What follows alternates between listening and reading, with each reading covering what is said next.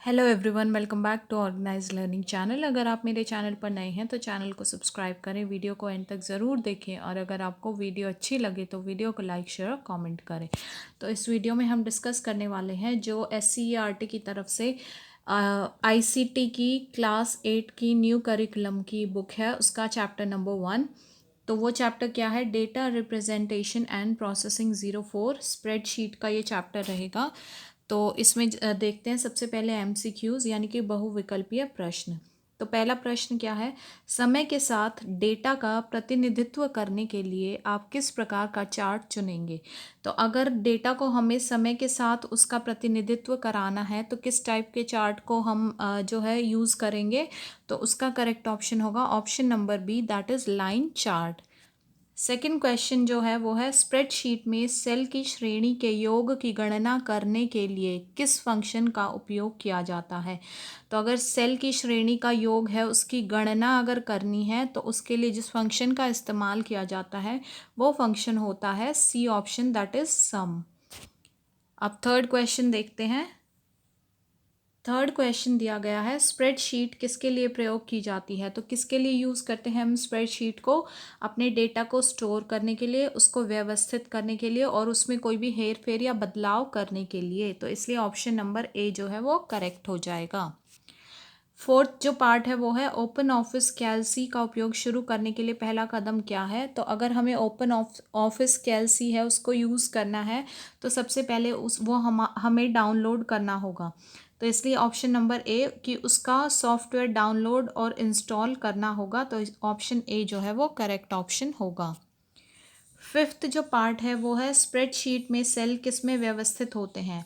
तो जो स्प्रेडशीट होती है उसमें हमारी सेल रोज और कॉलम्स में व्यवस्थित होती है जिनको हम बोलते हैं पंक्तियां और स्तंभ। तो ऑप्शन नंबर ए करेक्ट होगा। नेक्स्ट पार्ट है ओपन ऑफिस कैल्सी में फॉर्मूला क्या शुरू करता है? तो ओपन ऑफिस कैल्सी में अगर फॉर्मूला हम जब भी लगाते तो वो किससे स्टार्ट होता है? एक इक्वल यानी कि बराबर के चिन्ह से। तो इसलिए ऑप्शन नंबर सी, एक बराबर चिन्ह, ये जो ऑप्शन होगा करेक्ट होगा। अगला जो पार्ट है वो है ओपन ऑफिस कैल्सी में कार्यों का उद्देश्य क्या है? तो किस लिए हम यूज़ करते हैं? तो ओपन ऑफिस कैल्सी में जो है उसको हम यूज़ करते हैं, पहला ऑप्शन है विशिष्ट गणना करने के लिए। अगर हमें गणना करनी है, सम करना है, जोड़ करना है तो उसके लिए बिल्कुल हम यूज़ कर सकते हैं।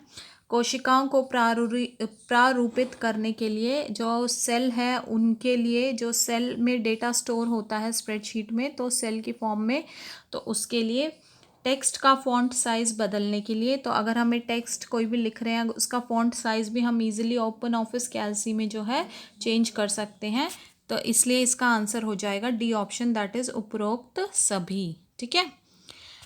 एट्थ पार्ट जो है वो हमें दिया गया है ओपन ऑफिस कैल्सी में सेल में टेक्स्ट का फॉन्ट आकार कैसे बदलते हैं? तो अगर ओपन ऑफिस कैल्सी है उसमें एक सेल है, सेल के अंदर कोई टेक्स्ट लिखा हुआ है, उसका अगर हमें इसका आकार बदलना है तो उसके लिए हम क्या यूज़ करेंगे? तो उसका आंसर हो जाएगा ए ऑप्शन, वो क्या है? फॉर्मेटिंग टूल बार का उपयोग करके जो है हम फॉन्ट का आकार बदल सकते हैं। अगला है ओपन ऑफिस कैल्सी में फॉर्मूला का उद्देश्य क्या है? तो फॉर्मूला जो है वो क्यों इस्तेमाल करते हैं हम ओपन ऑफिस कैल्सी में? तो फॉर्मूला लगाया जाता है ए ऑप्शन के लिए, वो क्या है कि डेटा पर गणना करने के लिए। अगर हमें डेटा की गणना करनी है तो उसके लिए हम फॉर्मूला इस्तेमाल करते हैं। अब आगे देखते हैं सही या गलत, ट्रू फॉल्स जिसको हम बोलते हैं। तो पहला जो ऑप्शन है इसमें वो क्या दिया गया है? आप स्प्रेडशीट में डेटा को सॉर्ट कर सकते हैं, क्या ये सही है या गलत है? तो बिल्कुल हम सॉर्ट कर सकते हैं। जो डेटा है उसको हम एक पर्टिकुलर तरीके से सॉर्ट कर सकते हैं स्प्रेडशीट में, तो इसलिए ये सही हो जाएगा। बी पार्ट है स्प्रेडशीट में चार्ट जोड़ सकते हैं, तो ये भी बिल्कुल सही है, हम स्प्रेडशीट में चार्ट को जोड़ सकते हैं।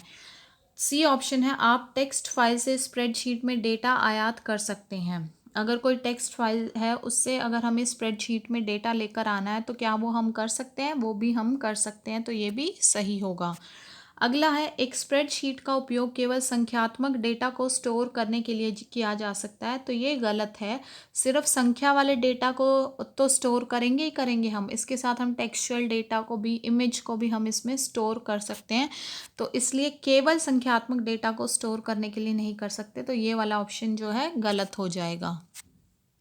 ओपन ऑफिस कैल्सी उपयोग करने के लिए स्वतंत्र है। ये बिल्कुल सही है कि ये फ्री ऑफ कॉस्ट डाउनलोडेबल होता है, तो इसलिए ये सही होगा। ओपन ऑफिस कैल्सी में सूत्र केस संवेदी होते हैं। इसका मतलब है जो फॉर्मूला वो केस सेंसिटिव होता है कि क्या वो स्मॉल में या जो है कैप्स में लिखना होता है, तो ऐसा कुछ नहीं होता, तो ये गलत हो जाएगा। ठीक है। स्प्रेडशीट में पहले सेल को A1 लेबल किया गया है, तो ये भी बिल्कुल सही है। जो पहली सेल होती है उसको A1 रो और कॉलम की नंबरिंग के अकॉर्डिंगली जो है इस तरीके से नाम दिया जाता है पहली सेल का, तो इसलिए ये सही हो जाएगा।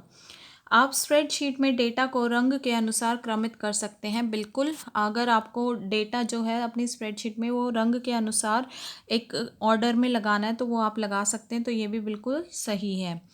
अगला है, ओपन ऑफिस कैल्सी में स्प्रेडशीट में छवियां जोड़ना संभव नहीं है। ये गलत है। छवि जो होती है, कोई भी इमेज है, शेप है, वो हम बहुत इजीली स्प्रेडशीट में जोड़ सकते हैं, तो ये नहीं वाला जो हो गया, तो इसलिए ये गलत है। और अगला है, संख्याओं के एक समूह का औसत ज्ञात करने के लिए आप ओपन ऑफिस कैल्सी में ऑटो सम फंक्शन का उपयोग कर सकते हैं। कुछ संख्याएं हैं, उनका समूह है, उसका अगर हमें औसत ज्ञात करना है तो उसके लिए हमारे पास ओपन ऑफिस कैल्सी में ऑटो सम फंक्शन होता है, उसको हम उपयोग कर सकते हैं। ये बिल्कुल सही है। उस ऑटो सम फंक्शन पे क्लिक करने के बाद हमारे पास एवरेज करके इस तरीके से एक ऑप्शन आता है, उससे हम औसत को जो है ज्ञात कर सकते हैं। ठीक है।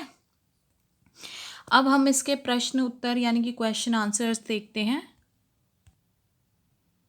तो प्रश्न उत्तर में सबसे पहला जो क्वेश्चन है वो क्या है, स्प्रेडशीट क्या है। तो इसका आंसर होगा, स्प्रेडशीट की मदद से हम आंकड़ों को प्रस्तुत कर सकते हैं और कम समय में हम डेटा को बेहतर तरीके से समझ पाते हैं। तो स्प्रेडशीट का इस्तेमाल करके हम जो आंकड़े हैं हमारे पास उनको बहुत अच्छे से प्रेजेंट कर सकते हैं और कम टाइम में हमारे पास जो डेटा होता है उसको हम बहुत अच्छे से समझ पाते हैं।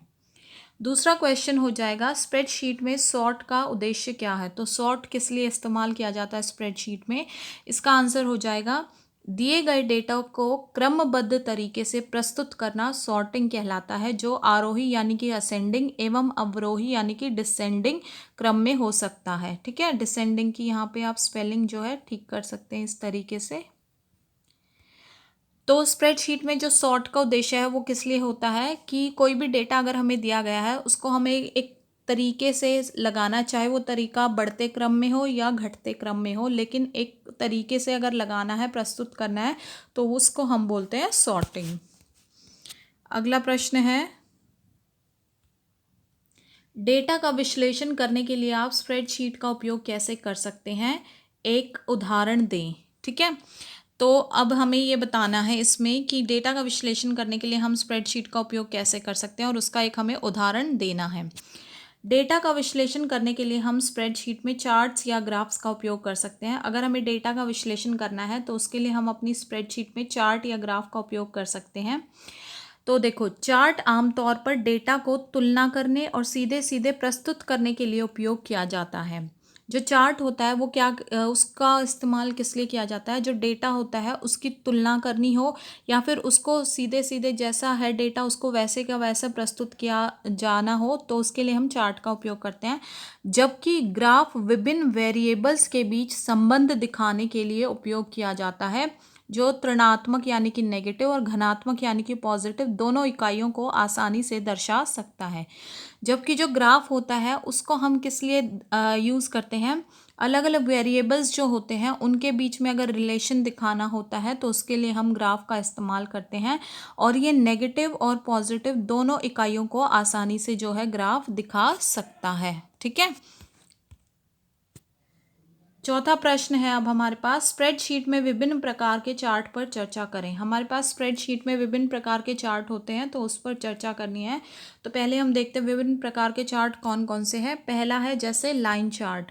अब लाइन चार्ट क्या होता है, लाइन चार्ट एक तरह का चार्ट है जो निश्चित समय अवधि में उसके मान में लगातार आए बदलाव को दर्शाता है। लाइन चार्ट एक ऐसी तरह का चार्ट है जो एक पर्टिकुलर टाइम में अगर उसके मान में कोई बदलाव, कोई चेंजेस आए होते हैं, तो उस तरीके का के बदलाव को अगर दर्शाना हो तो वो हम लाइन चार्ट द्वारा दर्शा सकते हैं। अगला आता है bar chart. Bar chart data को दर्शाने का एक तरीका है जिसमें क्या होता है, आयताकार कॉलम्स का इस्तेमाल किया जाता है। तो बार चार्ट एक इस तरीके का डेटा होता है जिसमें हम आयत की शेप के जो कॉलम्स होते हैं इनका इस्तेमाल करके जो है चार्ट को ड्रॉ करते हैं। और तीसरा आता है पाई चार्ट। पाई चार्ट एक विशेष प्रकार का चार्ट होता है जिसमें विभिन्न मानकों को उसके अनुपात के अनुसार वृत्ताकार रूप में दर्शाया जाता है। अब पाई चार्ट एक स्पेशल टाइप का चार्ट होता है जिसमें अलग अलग मानक होते हैं, तो उसके अनुपात के अनुसार जो है वृत्त की शेप में, ये सर्कल होता है, इस शेप में जो है इसके अनुपात के हिसाब से जो है जो भी डेटा होगा उसको दर्शाया जाएगा, वो होता है पाई चार्ट। ठीक है, तो के साथ ये क्वेश्चन आंसर्स भी जो है यहाँ पर पूरे हो जाते हैं। तो आशा है कि आपको ये वीडियो अच्छी लगी होगी, वीडियो समझ में आई होगी। तो अगर आपको वीडियो अच्छी लगी है तो वीडियो को लाइक, शेयर और कमेंट करें, चैनल को सब्सक्राइब करें और मिलते हैं नेक्स्ट वीडियो में।